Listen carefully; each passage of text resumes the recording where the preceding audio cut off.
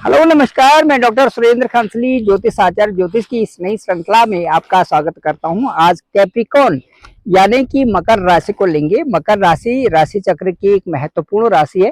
काल पुरुष की कुंडली से देखा जाए तो ये कार्मिक राशि इसे कहते हैं, क्योंकि 10th हाउस को ये 10th हाउस को बताती है। 10th हाउस कार्मिक राशि है, काम करने वाली राशि है।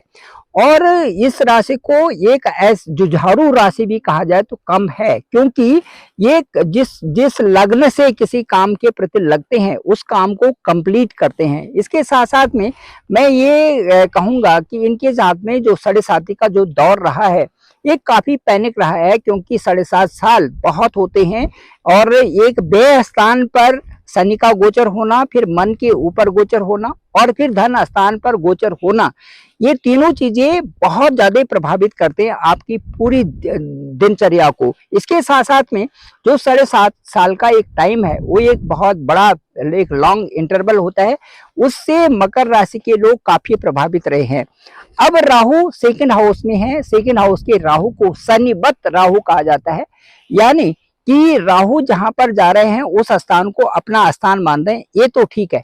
इसके साथ साथ में राहु से संबंधित थोड़ी सी तो वहां पर परेशानी, राहु का जो अपना स्वभाव होता है, यदि किसी भी हाउस में जाते हैं तो उस हाउस से संबंधित वहां पर से संबंधित उनको एक तो गेन करने होते हैं, और साथ साथ में कुछ ऐसी परिस्थितियां होती हैं कि जहां पर राहु को कंट्रोल करना बहुत आवश्यक होता है। यदि कंट्रोल नहीं हुए तो वहां पर राहु से संबंधित हानियां भी होती है। तो जो सेकंड हाउस है मकर राशि का, वो कौन सा हाउस है? वहां पर धन का है, कुटुंब का है और वाणी का है। इसलिए इन चीजों पर कंट्रोल करना भी आपका ही कर्तव्य बनता है। धन, कुटुंब और वाणी के सामने, मतलब कुटुंब के साथ में अच्छा रहना। कहीं पर कोई चीजें आ रही है तो ये ध्यान रखना है कि यहाँ पर राहु का गोचर चला हुआ है, इसलिए मेरे साथ में ये परिस्थितियां बन रही है। इसी तरह से अपनी वाणी को भी, जैसे आप ऐसे लगते हैं कि आप पैनिक हो रहे हैं, एग्रेशन में आ रहे हैं, उस समय भी ये महसूस करना कि सेकंड हाउस में इस समय राहु का गोचर चल रहा है, इस तरह से ये चीजें बढ़ रही है, तो इसमें कंट्रोल करना। यदि आप वहां पर कंट्रोल करते हैं तो आपका धन जो आगमन है वो भी अच्छा रहेगा, आपकी वाणी से आपके कुटुंब का प्रभाव भी अच्छा रहेगा। इसके साथ साथ में मैं ये कहूंगा कि शनिवत राहु होने के कारण कुछ न कुछ आपको एक अच्छाइयां वहां पर जरूर देंगे राहु भी, ऐसी बात नहीं है।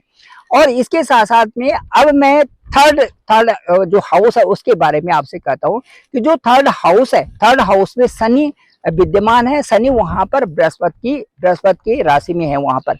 अब वहां पर मीन राशि में बृहस्पति है, तो कहने का मतलब है कि शनि से थर्ड हाउस में शनि का जाना मतलब बहुत अच्छी बात है। पराक्रम भी बढ़ता है, वहां से आपके कार्यों की जो गति है वो भी बढ़ती है। कई प्रकार से आपके कार्यों में आपको बैठने नहीं देंगे, वहां पे काम करने के लिए बोलेंगे, काम की कमी नहीं होने देंगे। ये मकर राशि वालों के साथ में कहीं ना कहीं देखिए, यदि आपको छुट्टियां नहीं भी मिल रही तो उसका कोई कारण है। उसके साथ साथ में यदि आप काम पर लगे हुए हैं उसका भी कोई रीजन है।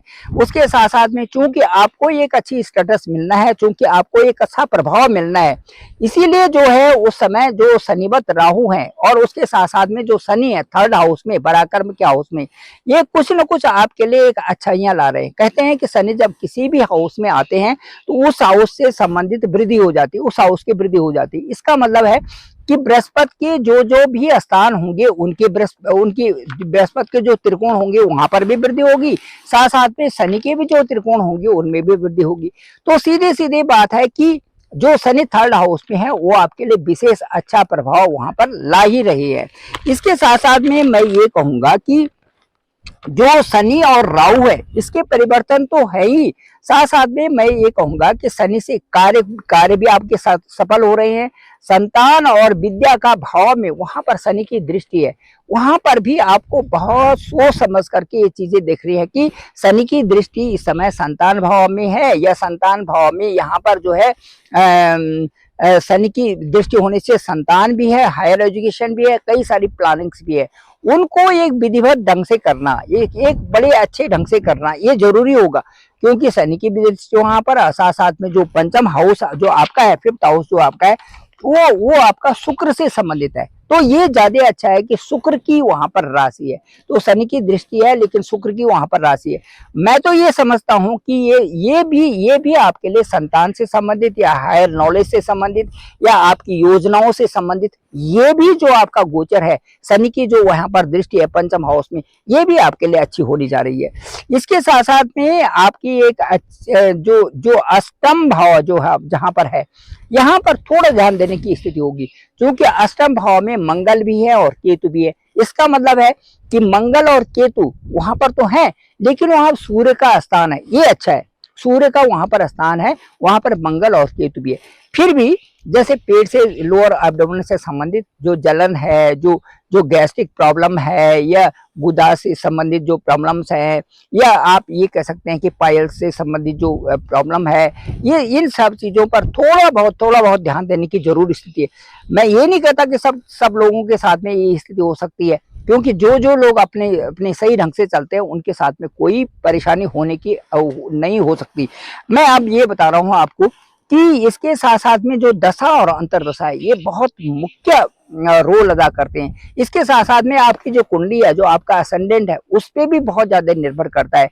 इसके साथ साथ में मैं बताऊंगा कि राहु राहु जो सेकंड हाउस में है, ये कुछ उतार चढ़ाव वहां पर ला सकते हैं, लेकिन साथ साथ में जैसे मैंने बोला कि शनिवत राहु है, इसलिए सबसे अच्छा भाव, सबसे अच्छा फायदा आपको ये है शनिवत राहु का कि वहां से जो शत्रु भाव पर जहां पर दृष्टि है, जो सिक्स्थ जो हाउस है वहां पर दृष्टि है, वहां से आपके शत्रुओं को भी कम कर रहे हैं, वहां से आपके ऋण रोगों को भी कम कर रहे हैं। ये सबसे अच्छा भाव है कि यदि यदि वहां पर सिक्स्थ हाउस में राहु की दृष्टि हो तो उससे कई सारे कार्य, कई सारे कंपटीशन एग्जाम, कई सारे और चीजें सफल होती है। और इस साल जो सबसे अच्छी बात है वो मकर राशि वालों के लिए ये है कि इनके विदेश जाने के पूरे पूरे सफल परिणाम निकल रहे हैं, क्योंकि बृहस्पति की दृष्टि भी वहां पर है, बृहस्पति का घर भी वहां पर है, इससे बहुत सुंदर परिणाम वहां पर निकलेंगे। इसके साथ साथ में जो भी ये कार्य कर रहे हैं इनको बड़ा मतलब अच्छा सपोर्ट मिल रहा है, इनको अपने अपने घर का भी और इसके साथ साथ में अपने जो जो जहां पर कार्य कर रहे हैं वहां का भी बहुत अच्छा सपोर्ट मिल रहा है। मुझे तो लगता है कि मकर राशि वालों के लिए जो ये साल है 2025 है, ये बहुत खूबसूरत होने वाला है, इसमें कोई भी संदेह की बात नहीं है। और जो 7.5 का भी दौर खत्म हो चुका है और कई सारी चीजें ऐसी आ रही हैं कि वो अब अपने अनुभव के द्वारा आप उनको बहुत अच्छे ढंग से आगे चला रहे हैं। Thank you very much. आप सभी लोगों का आभार, आप सभी लोगों का धन्यवाद। मैं डॉक्टर सुरेंद्र खंसली इस पहाड़ों से, और उत्तराखंड का जो ये पहाड़ है, और यहाँ पर बहुत ही भव्य और बहुत ही सुंदर जो श्रृंखलाएं हैं पहाड़ों की, वो बहुत ही खूबसूरत बनी हुई हैं। इसके ऊपर एक दीवा की रेंज है जो हिमालयन फुट हिल्स में हम हैं यहाँ पर, और वो रेंज बहुत ही खूबसूरत लगती है। यदि टॉप पे चले जाए तो वहां से ऐसा लगता है कि जैसे सारी पृथ्वी सब इसी के नीचे हो, इस तरह से लगता है। तो मैं ये यहाँ से मैसेज देना चाहूंगा कि जो मकर राशि के लोग हैं ये बहुत सॉफ्ट स्पोकन होते हैं, और कई प्रकार से इनको गुस्सा भी आता है तो मन ही मन में उस चीज को वो कर लेते हैं, लेकिन वो चाहते हैं कि यार सारी दुनिया ठीक रहे और मैं भी ठीक रहूं और सब लोग भी ठीक रहे। इस प्रकार की फीलिंग्स जो है मकर राशि के होते हैं। देखा जाए तो ये लोग बहुत ही जो कहते हैं कि बहुत अच्छे नेचर के होते हैं, और जब तक इनको समझो तब तक देर भी लगी जाती है। तो ये है सारी चीज़ें, और बाकी उतार चढ़ाव तो हर एक के जीवन में रहता है, लेकिन मकर राशि के लोगों से कहना चाहूँगा कि अपनी दौड़ और अपनी रीच को बनाए रखें और परेशान होने की जरूरत नहीं, और सबसे अच्छा अच्छे से बात करें, अच्छा सा व्यवहार करें। कहीं पर आपसे जोर से यदि बोल भी दिया जाता है तो उसको मन में ना रखें, मन में रखने से आप जो है खुद भी परेशान होते हो और कई सारी परेशानियां आपके साथ में आ जाती है। ये हमारा खूबसूरत गांव है नीचे, और ये गांव के अंदर ही बद्रीनाथ जी का मंदिर है, काली का मंदिर है, साथ साथ में और भी बहुत सारे जितने भी पर्वत श्रृंखलाएं हैं सब पर जो है कोई न कोई श्रेणी ऐसी नहीं है जहाँ पर मंदिरों की छटा नहीं है। बहुत ही खूबसूरत गांव चारों तरफ से हैं, और इसके नीचे जो है नदी बहती है।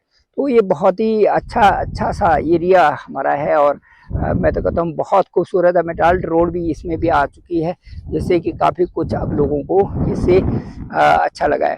Thank you very much. आप सभी लोगों का धन्यवाद, आप सभी लोगों का आभार। मकर राशि वालों को मेरी तरफ से बहुत बहुत शुभकामनाएं। यदि आप अपनी कुंडली को दिखाना चाहते हैं, डिस्क्रिप्शन पे मेरा नंबर है 98682801 191।